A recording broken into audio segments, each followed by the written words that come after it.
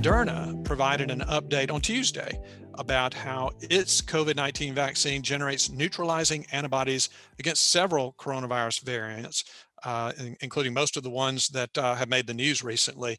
Brian, what are the key takeaways for investors from Moderna's latest update? So these are tests, and we've talked about them before, where you take the antibodies from the sera of people. These were taken from people who, 1 week after they got their second shot of the Moderna vaccine. They'd previously tested this exact same sera on the alpha variant that was discovered in the UK and the beta variant that was discovered in South Africa. And this new study showed a modest reduction in neutralizing antibody levels against the Delta variant that was discovered in India, as well as the Gamma and Kappa. Reduction was for the Delta, Gamma, and Kappa was actually less than what they'd previously seen for the Beta variant. So this is good news, especially for people who don't want to get a booster. It's probably mixed results for Moderna.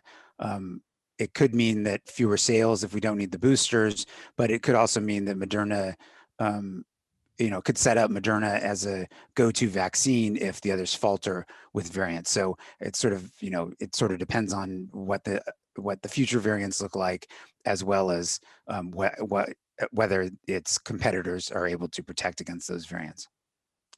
And Brian, how trustworthy is this kind of data? Neutralizing antibody levels. Can we count on Moderna's vaccine being really effective against these variants because of these higher neutralizing antibodies, or more testing need to be done before we know that for sure? I think it's a decent proxy for actual protection against infection.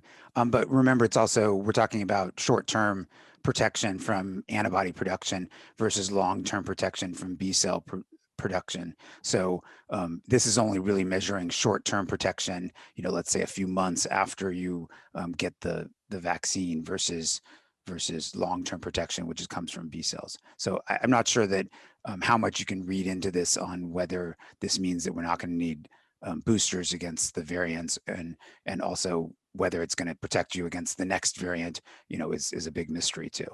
Yeah, and we should note that, at least from Moderna's executives' public comments, the company fully expects that we will need booster shots for the variants. In fact, they're conducting clinical tests on a variant-specific version of their vaccine. So even with these results, Moderna, at least publicly, seems to think that we're going to need booster doses.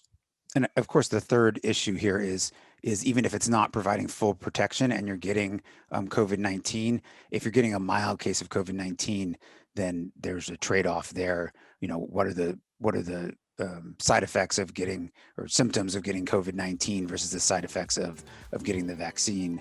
And so you have to, if it's a mild case, maybe that changes the risk-reward benefit one way or the other.